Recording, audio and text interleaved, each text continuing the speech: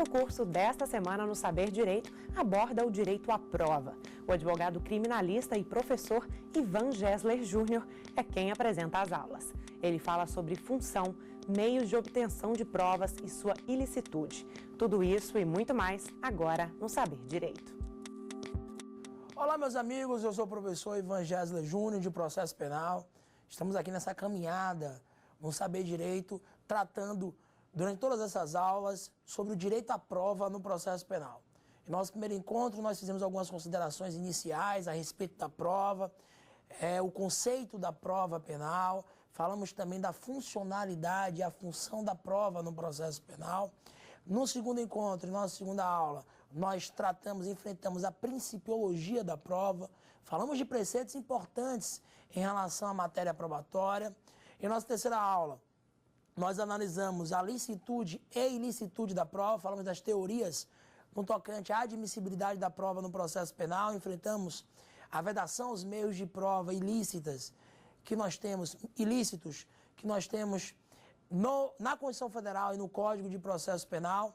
Também tratamos da teoria dos frutos da árvore envenenada. E no quarto encontro, nosso último encontro, nós falamos sobre a interceptação telefônica, a Lei 9.296/96. Chegamos hoje para a nossa quinta aula para enfrentar tópicos especiais no tocante à matéria probatória. Veja o seguinte, o primeiro tópico especial, o primeiro ponto atual, de certa forma bem atual, que nós vamos enfrentar, que tem relação com a matéria probatória, diz respeito à Lei 12.965 de 2014, que é o marco da internet, costumeiramente denominado de marco civil da internet.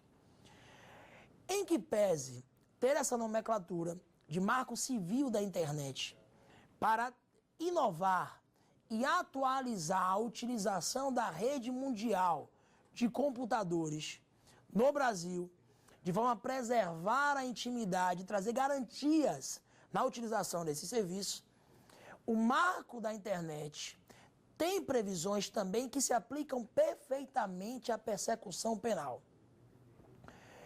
Em outras palavras, o marco civil da internet também tem um enfoque probatório de natureza penal, também tem um enfoque processual penal.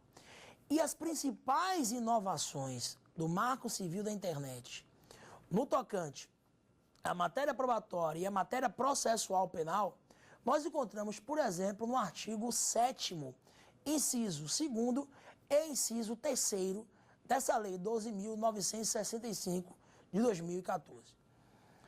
O artigo 7º e incisos 2 e 3 desse marco prevê a inviolabilidade do fluxo de comunicações por dados e dos dados armazenados em compartimentos estanques, em compartimentos eletrônicos, salvo com ordem judicial e, óbvio, para efeito de persecução penal.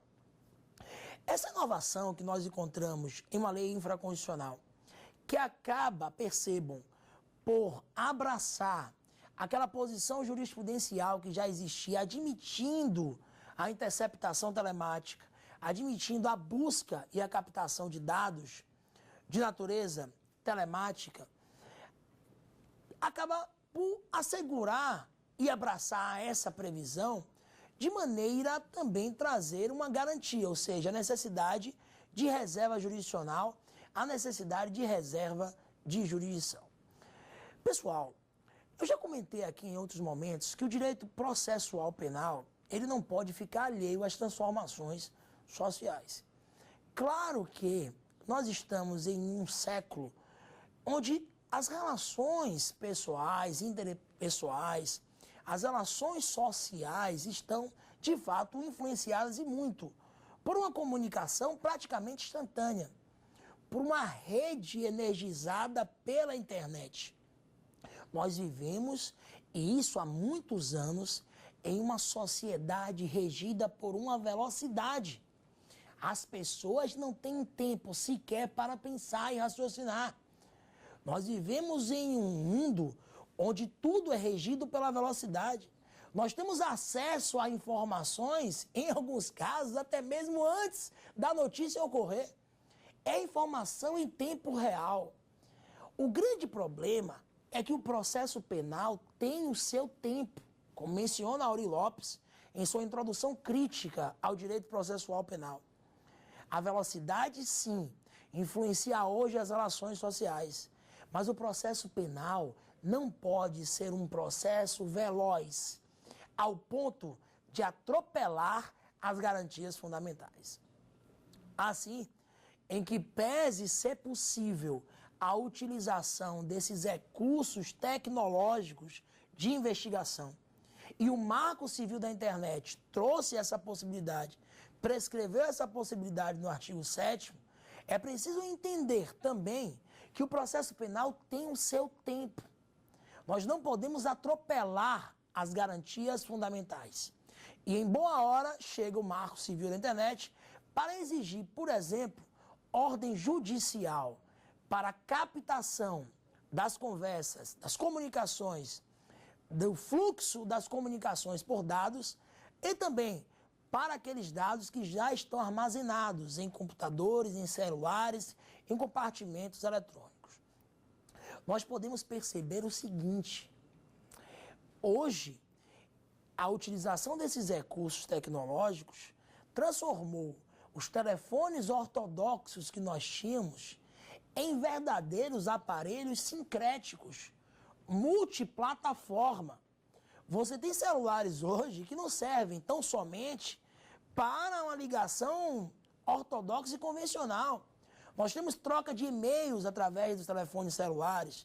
Nós temos vários e vários aplicativos que regem essas comunicações que não são mais tão convencionais. Eu diria que o aparelho telefônico hoje, talvez a última coisa, ou o menor serviço que ele apresente, seria justamente o dessas ligações ortodoxas, dessas ligações convencionais. Por isso, em boa hora, o Marco Civil da Internet exige, sim, ordem judicial, reserva de jurisdição para a captação dessa prova, para a coleta desses dados, seja em fluxo ou quando eles estejam armazenados em compartimentos eletrônicos.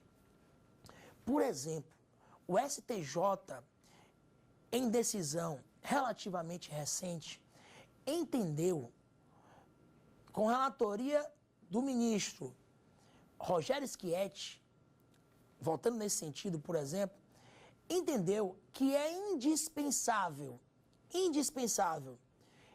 ordem judicial fundamentada para que se possa coletar dados armazenados em aparelho telefônico. O caso em tela, e aí me permite fazer uma correção, o doutor Rogério Schietti não foi o relator, mas votou nesse sentido. Sexta turma do STJ, julgamento de habeas corpus. O caso em tela foi em hipótese em que houve uma prisão em flagrante de um determinado sujeito, acusado de um determinado delito patrimonial, e foi apreendido o aparelho telefônico, o celular do indivíduo. Veja que o artigo 6º do Código de Processo Penal, ele traz as diligências e os atos investigatórios que podem ser realizados e determinados pela autoridade policial, pelo delegado de polícia.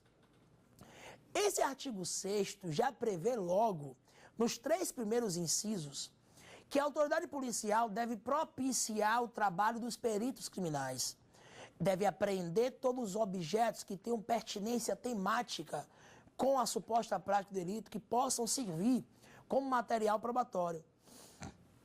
E o artigo 6º, claro, é um artigo que tem uma redação ainda na origem do Código de Processo Penal, que tem que ser atualizado principalmente para assegurar direitos fundamentais.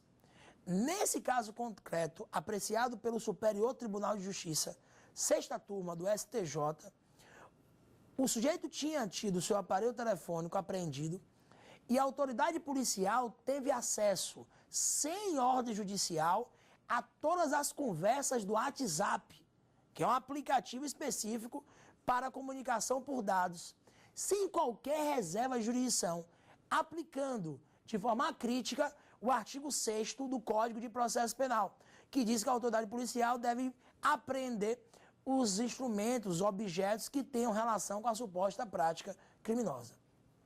Diante a previsão do Marco Civil da Internet, o STJ entendeu que essas conversas, estes dados em compartimento estanque, não poderiam ser apreendidos ou sigilo quebrado sem uma reserva de jurisdição, sem ordem judicial fundamentada.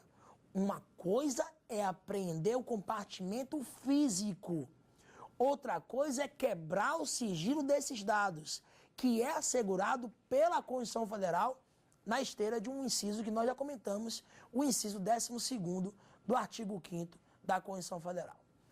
Dessa forma, esses dados armazenados em compartimentos eletrônicos apenas poderão ser objeto de prova no processo penal se houver reserva de jurisdição, se houver uma ordem judicial fundamentada.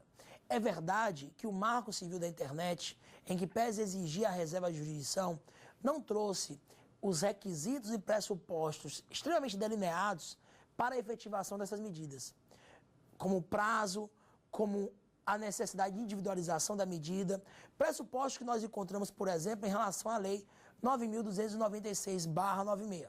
Mais uma vez, o legislador pecou por uma taxatividade, por estándares probatórios. Nós não temos regras claras no tocante à utilização desse recurso tecnológico probatório no processo penal. Mas é um primeiro passo, é uma origem garantista, exigindo ordem judicial para a utilização desses dados no processo penal.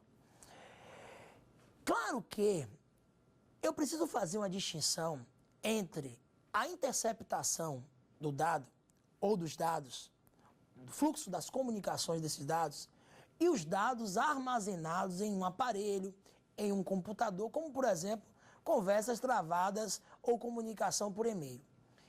Atualmente, é muito difícil realizar a interceptação na comunicação dos dados, captar esses dados em fluxo, diante a quase instantaneidade dessas comunicações. O que ocorre, em regra, no processo penal, é que a comunicação exista, que os dados estejam armazenados em computadores, os dados estejam armazenados em aparelhos telefônicos, e aí seja determinada a busca e apreensão desses dados. Mas para que o sigilo seja quebrado, é imprescindível uma reserva de jurisdição. É imprescindível uma ordem judicial fundamentada a permitir a utilização desses dados como recurso probatório no processo penal, na seara processual penal. E isso é assim, porque, mais uma vez, eu reflito e menciono a vocês, os recursos tecnológicos, eles não revelam uma verdade absoluta. Da mesma forma que a acusação e os órgãos responsáveis pela persecução penal podem utilizar interceptação telefônica, interceptação de dados, busca e coleta de dados armazenados e utilizar e usufruir desse material probatório para efeito de perseguir uma condenação, esses dados podem ser objeto de manipulação. Esses dados podem não traduzir a verdade processual. Se eu tenho uma tecnologia necessária para conseguir captar essas conversas no fluxo, mesmo com uma quase instantaneidade desse fluxo, se eu tenho a possibilidade de captar essas conversas armazenadas, se eu tenho tantos recursos tecnológicos e uma transformação total de uma sociedade por conta da rede mundial de computadores, não parece absurda a possibilidade de existir uma manipulação nesses recursos tecnológicos. E isso é muito importante, porque atacar e contra-atacar uma interceptação telefônica é medida muito difícil no processo penal. Isso para uma análise de formar e influenciar o convencimento do juiz. Quantas e quantas vezes nós já atuamos, por exemplo, em processos que tinham interceptação telefônica e a defesa técnica sempre se inclinou em encontrar, no tocante à interceptação telefônica, telemática, captação de dados, vícios ilegalidades para afirmar que aquela prova era inidônea, que aquela prova era ilícita. Tudo isso diante da dificuldade que os juízes têm de superar esse mito que é a verdade real. E uma verdade real que parece ganhar mais força por conta desses recursos tecnológicos. Volta e meia não se pede comparação das vozes, perícia para comparação das vozes. Não se ataca a transcrição das conversas. Não se nega ser autor dessas conversas. Porque eu tenho uma ilusão do conhecimento absoluto. É como se o juiz tivesse encontrado o tesouro. A interceptação telefônica traz essa ilusão do conhecimento máximo. O que não é possível em um processo penal, que deve ter a ideia sempre de uma verdade processual. Porque é apenas essa verdade processual que pode ser reproduzida. Imagens, áudios, não têm o poder de entregar uma verdade real na seara processual penal. Vamos para a primeira pergunta da aula de hoje, então. Quais são as principais inovações probatórias do Marco Civil da Internet? Meus amigos, quais as principais inovações em termos de prova no Marco Civil da Internet? Que não é só um marco civil, é também um marco processual penal. As principais inovações, eu diria, giram em torno dessa necessidade de ordem judicial para a captação de dados tecnológicos armazenados em compartimentos eletrônicos. Mais do que isso, a necessidade de reserva de jurisdição para a captação do fluxo desses dados, enfim, dessas comunicações por dados, sempre exigindo ordem judicial fundamentada para a quebra desse sigilo de dados. Em matéria probatória, em matéria penal probatória, essa é a principal inovação, esse é o principal ponto em termos de processo penal e o próprio direito à prova e a matéria probatória na seara processual penal. Agora, outro ponto, separado aqui para o nosso tópico especial, tópicos especiais de nossa última aula, gira em torno de um instituto que é a cadeia de custódia das provas e a súmula vinculante 14. O nosso tópico agora é a cadeia de custódia das provas e a súmula vinculante 14. O que seria, primeiramente, o que se traduz essa súmula vinculante 14, esse enunciado vinculativo do Supremo Tribunal Federal? Veja o seguinte, olha, nós já mencionamos aqui na primeira aula que o inquérito policial só tem o poder, como regra geral, de construir atos de investigação, atos investigatórios, elementos informativos. Porque no inquérito, como uma obrigatoriedade, não existe ampla defesa, contraditório e devido processo legal. Nós sempre afirmamos que no inquérito era possível contraditório, ampla defesa e devido processo legal. E o Supremo Tribunal Federal sempre garantiu isso. O Supremo sempre entendeu que o direito à defesa é um direito natural, possível inclusive em série de inquérito, mas não era uma obrigatoriedade. Na fase processual, não existe devido processo penal sem defesa. Mas o inquérito tem natureza jurídica de um procedimento administrativo. Inquérito não é processo, nem judicial, nem processo administrativo.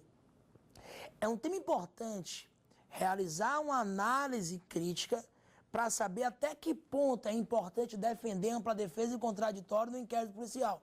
Será que isso não seria prolongar demais a fase investigatória e diminuir a fase de garantias, a fase processual? Será que ao invés de defender garantias como obrigatórias na fase investigatória, nós processualistas não deveríamos estar defendendo um processo penal que não seja uma mera cerimônia protocolar, como o de Geraldo Prado, mas sim que seja capaz, de maneira epistemológica, de assegurar direitos processuais e fundamentais?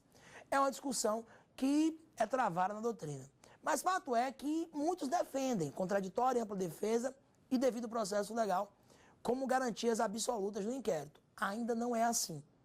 É verdade que a Lei 8.906 de 94, no seu artigo 7º, por exemplo, traz uma participação mais efetiva do advogado na fase investigatória. Hoje, por exemplo, as nulidades do inquérito policial, da fase investigatória, podem até contaminar a fase processual. O que era um absurdo pensar o contrário. Se eu tenho, por exemplo, a teoria dos frutos da árvore envenenada, e se não há distinção ontológica entre nulidades e provas ilícitas, claro que os vícios do inquérito policial, se guardam um nexo de causalidade com a fase processual, tem um poder, sim, de atingir à distância, esse é o efeito, contaminar, causa e efeito, também a fase processual. Mas, eu repito, a posição que hoje ainda predomina é pela não indispensabilidade dessas garantias na fase preliminar, na fase investigatória. Agora, uma garantia que há de existir é o acesso do advogado às peças de informação em sede de inquérito policial ou outro procedimento investigatório.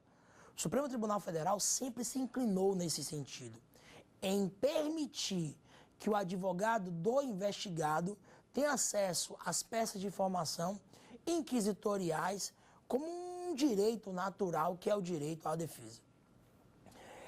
E nesse sentido, é a súmula vinculante 14. A súmula vinculante 14 diz que é direito do defensor, do imputado, então tem que ter um instrumento de mandato, procuração, ter acesso às peças de informação em procedimento típico investigatório que já estejam documentadas e que guardem relação com a situação jurídico-processual ou jurídico-investigatória do seu patrocinado.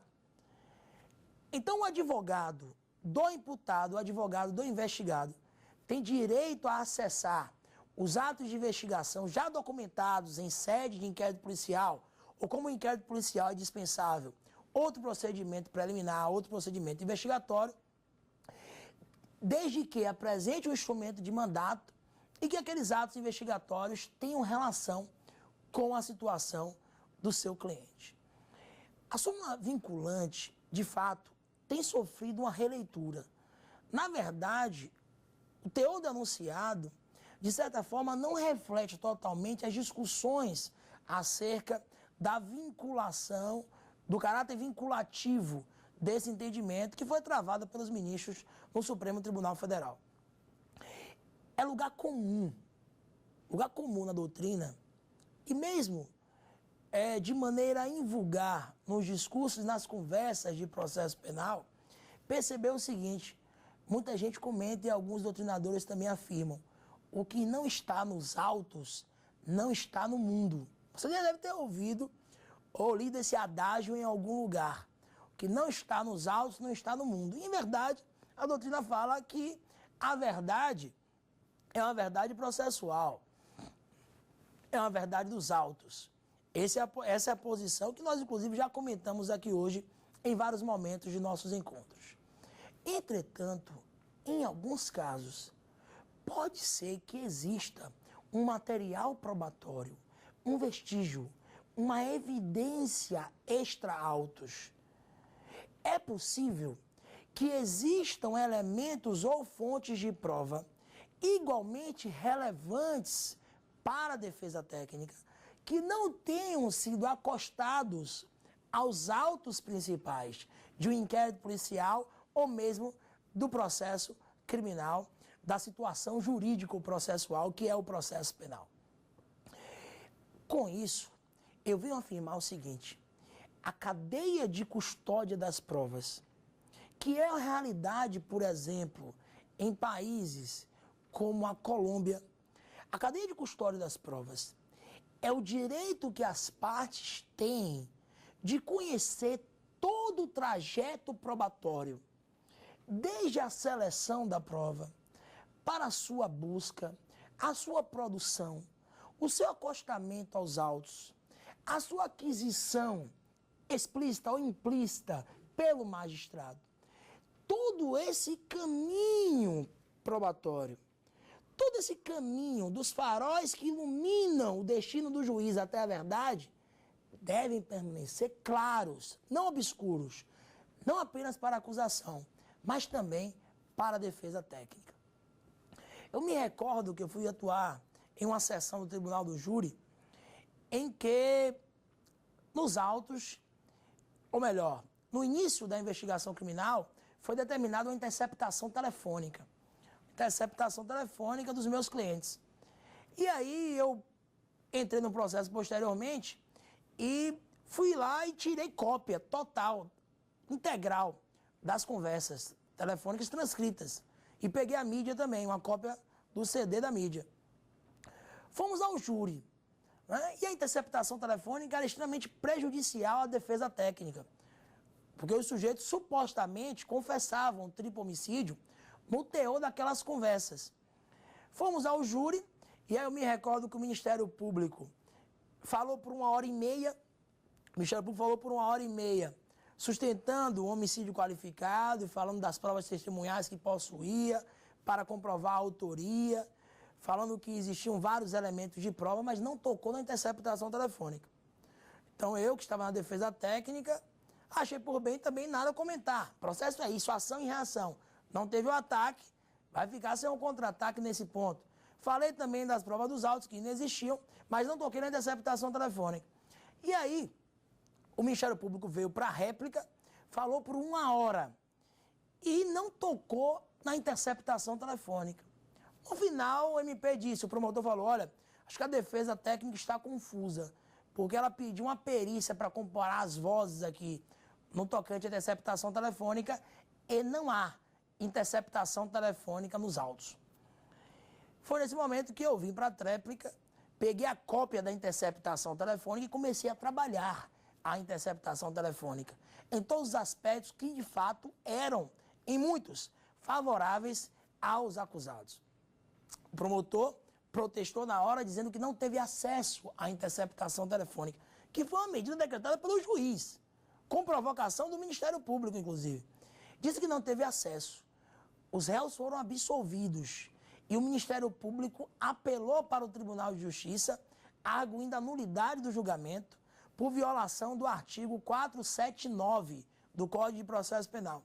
Eu teria supostamente acostado um documento no dia do julgamento que não foi juntado com 3 dias de antecedência, como prevê o artigo 479 do CPP. O júri foi anulado, houve um novo julgamento sob o argumento de que foi violado o contraditório, a paridade de armas, o direito à informação.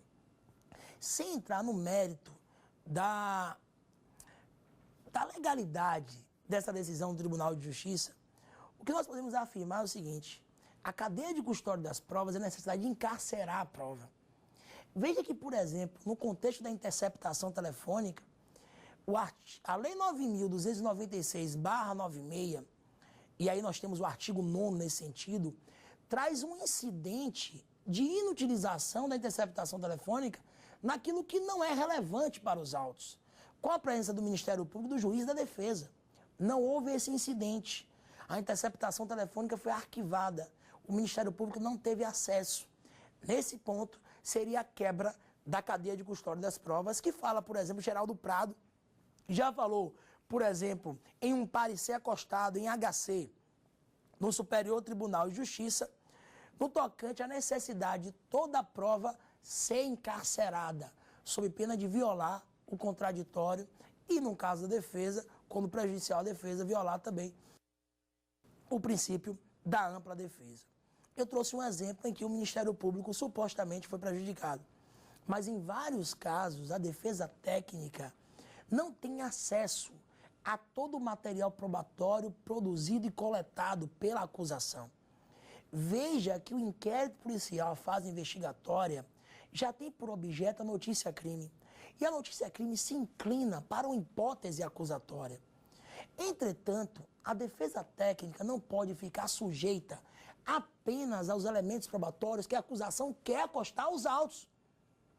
A defesa técnica tem direito a conhecer todo o material probatório produzido, esteja ou não nos autos do processo penal e da investigação criminal, sob pena de violação do princípio da ampla defesa, sob pena de uma surpresa injusta, sob pena de violar o direito à informação. Uma coisa é a pretensão acusatória, Outra coisa é o direito da defesa de verificar a pertinência de todo o material probatório que existe na investigação criminal. É justamente por isso que surge a cadeia de custódia das provas. Pretensão acusatória é a declinatória do Ministério Público.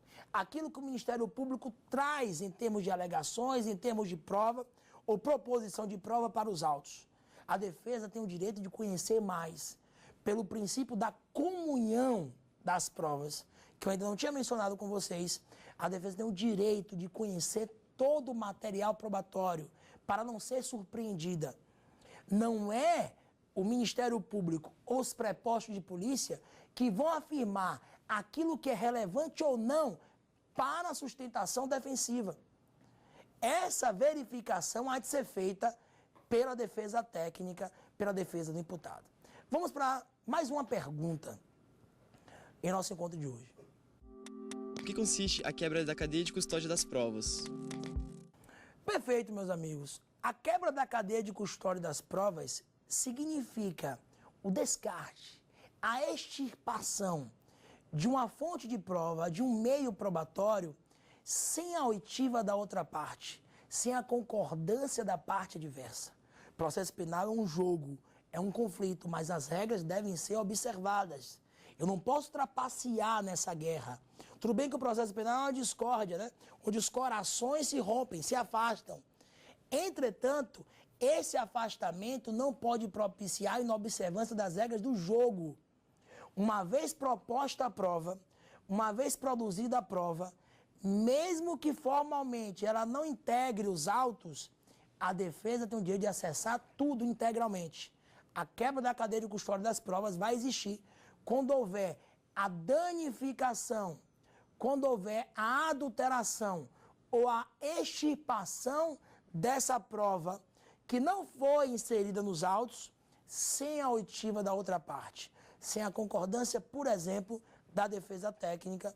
E isso foi objeto, inclusive, de uma monografia, de uma trilha de monografias que foi escrita, por exemplo, por Geraldo Prado e acabou desaguando em um parecer no STJ, na Operação Ouro Verde, em que foram anuladas provas ilícitas dos autos.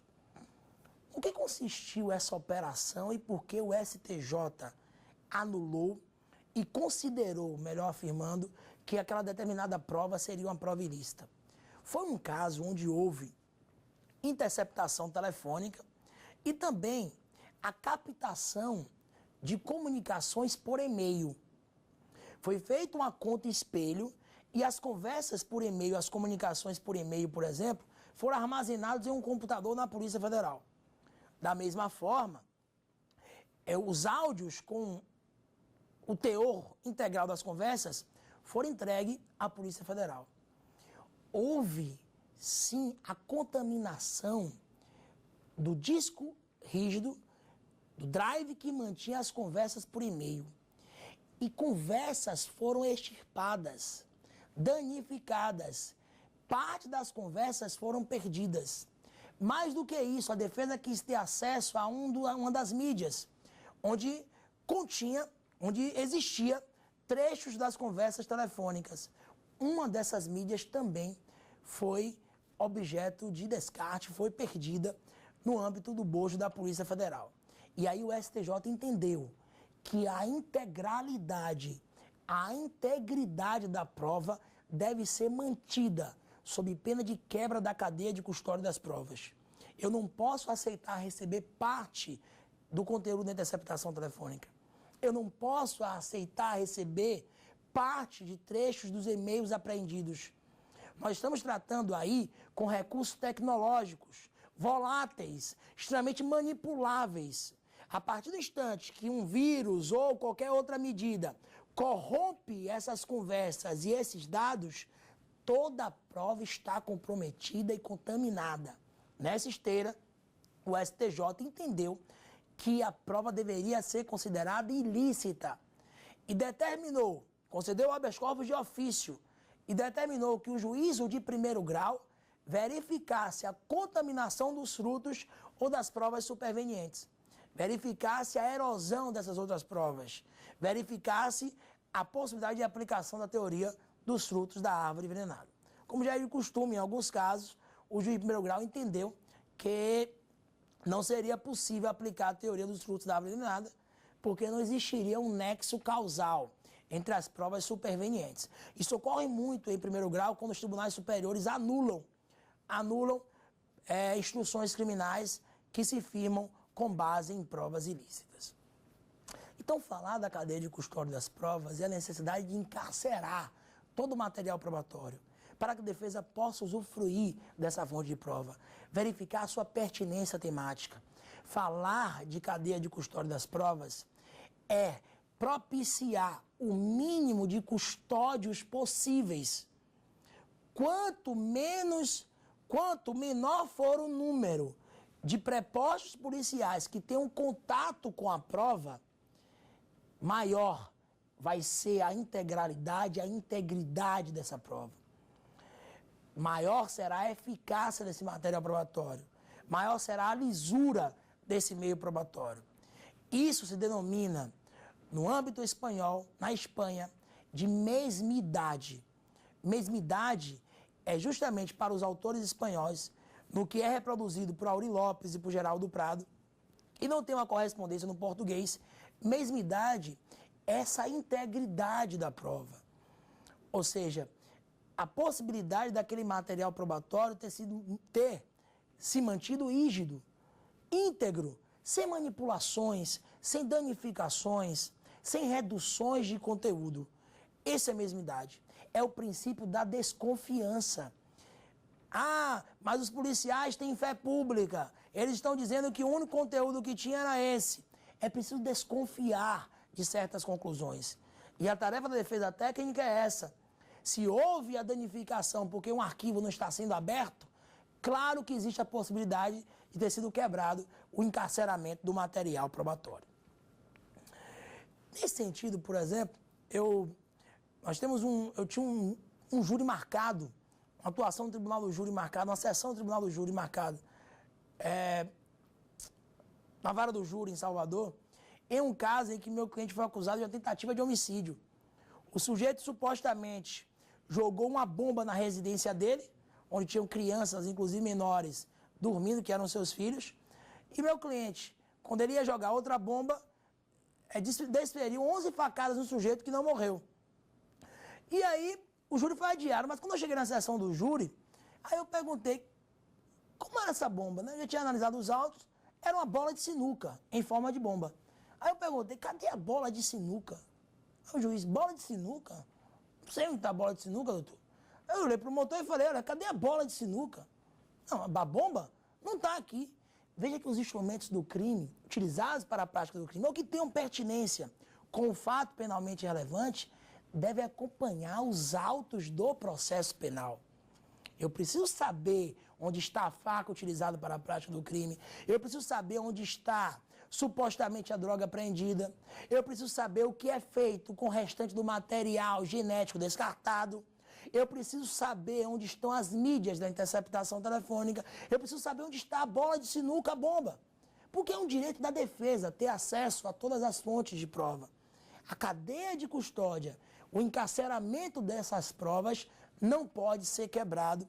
E nisso gira essa tese da impossibilidade da quebra da cadeia de custódia das provas. Que quando for quebrada, poderá propiciar não o aprisionamento do imputado, não o aprisionamento da prova porque houve a quebra, mas, quem sabe, a soltura daquele que foi prejudicado por uma prova ilícita pela construção da ilicitude de um material probatório, tendo em vista a violação ao direito à informação, ampla defesa, contraditório e comunhão das provas no processo penal.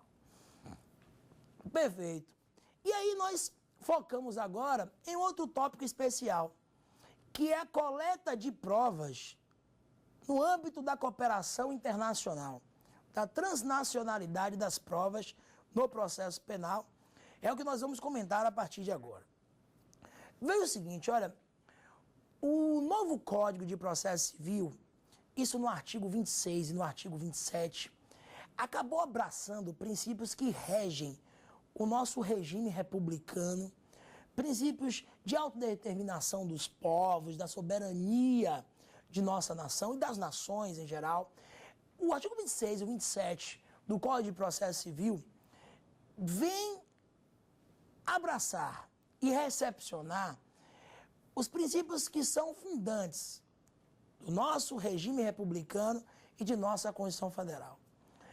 É o Instituto da Cooperação Internacional, da colaboração internacional, que pode ocorrer no âmbito probatório, na seara processual penal. Existem espécies de colaboração internacional, nós temos transferência de presos, nós temos extradição, nós temos a carta rogatória, que vai ser executada pelo juiz federal, nós temos a homologação de sentença penal estrangeira, nós temos o auxílio direto, são maneiras, formas, instrumentos nessa bilateralidade internacional, nessa colaboração, cooperação entre Estados. Nós temos vários tratados internacionais que o Brasil é signatário, que firmam essa necessidade de cooperação, de colaboração entre nações. E esses tratados foram abraçados, sim, pelo ordenamento jurídico processual. E qual é a importância desse tema, professor? Qual é a relevância desse tema para o processo penal? Veja o seguinte, olha, em termos de recursos tecnológicos de investigação, nós falamos hoje aqui, por exemplo, de interceptação telefônica, nós falamos de interceptação do fluxo das comunicações de dados, captação, busca e coleta de dados armazenados.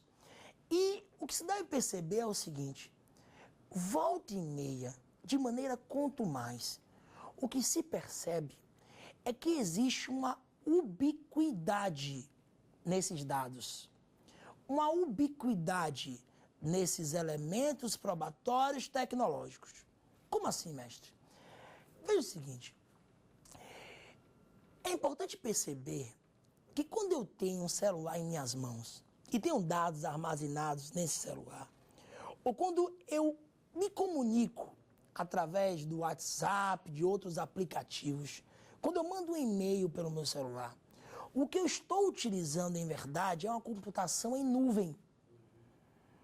Veja que tudo aquilo está passeando em nuvem, mas em verdade existe um drive, existe um provedor.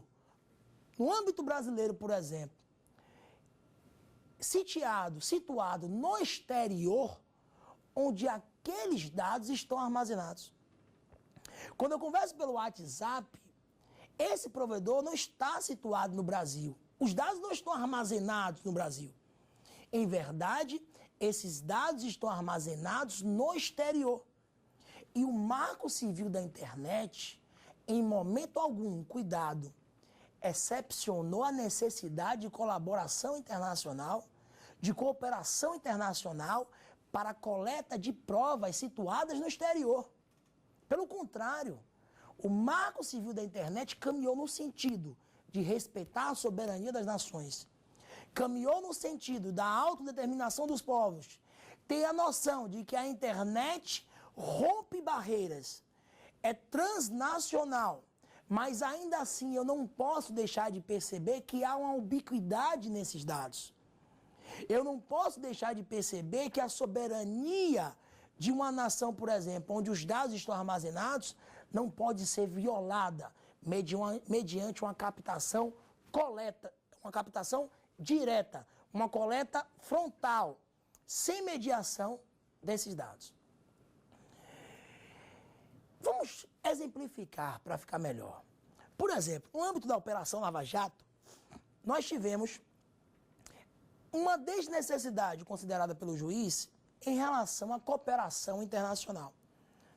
Nós tivemos, por exemplo, uma comunicação, supostamente uma comunicação via BlackBerry, que é um aplicativo onde os dados estavam armazenados no Canadá, RM, uma empresa canadense, em que, mediante uma ordem judicial da autoridade judiciária brasileira, de primeiro grau, diga-se de passagem, esses dados foram coletados do exterior sem passar por uma autoridade central no Brasil, sem uma colaboração internacional, sem carta rogatória para a coleta da prova, sem auxílio direto para a captação desse recurso tecnológico, desse dado probatório. Foi uma prova obtida de maneira unilateral.